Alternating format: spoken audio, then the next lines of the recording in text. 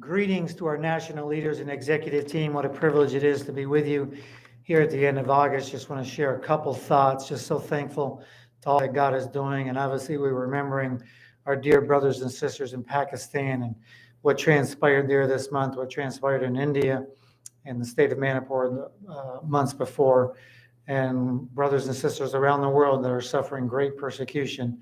So we think of them today, continue to pray for Dr. Yusuf in Pakistan, Brother Pranambra and the leaders in India for what's happening in their respective countries. Thankful for Bishop Bob from Malawi stepping into the leadership role. He has a wonderful network across Malawi of over 100 churches. He's really built a strong network throughout the country with a great heart of the armor bearer, just encouraging pastors. So we're thankful to have him as our national leader of Malawi. So thankful for, the vision just simplified: win souls, make disciples, plant churches. And the church planting movement that we're seeing around the world. Moses is in Uganda planting a church this week in a remote village. Pastor Charles and his team planted another church in Juba, South Sudan this past weekend.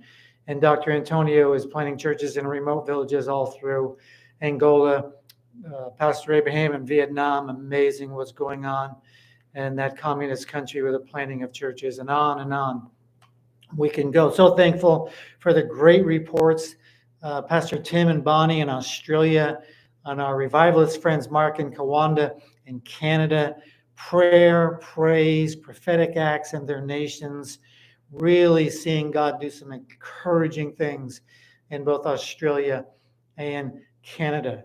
This past month, Bishop Simon in Tanzania met with 75 bishops across the country of Tanzania, sharing the 100 million soul movement, just coming on board, joining forces, collaborating together to expand God's kingdom and seeing the nation of Tanzania discipled.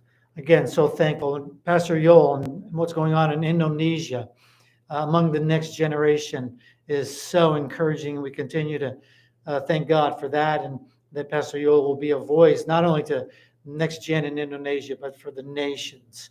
And we continue to pray for a great move among our young people.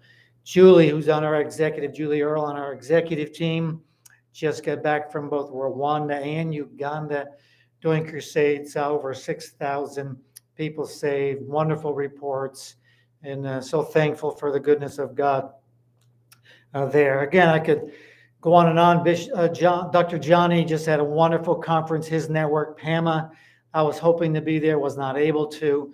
I know Pastor Enoch from Benin was there, so we're thankful that he was a part of that. So again, just some of the highlights of that, what God is doing. I just want to share a quick word with you.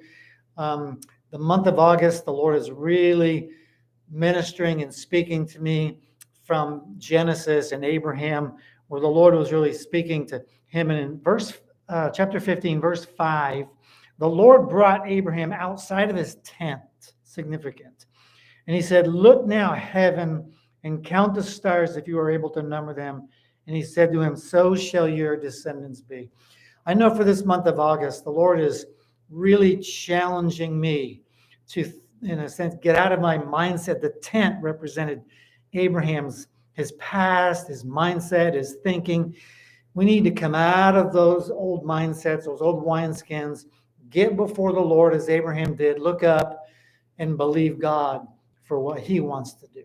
Let's have his perspective, his heart, his dream, his vision, which is so much greater. So I want to encourage you, take some time, come out of that, just get before the Lord and let him speak his dream to you as we move into this wonderful fall season of harvest. Amen. Love each and every one of you and thank God for what he's doing in the nations.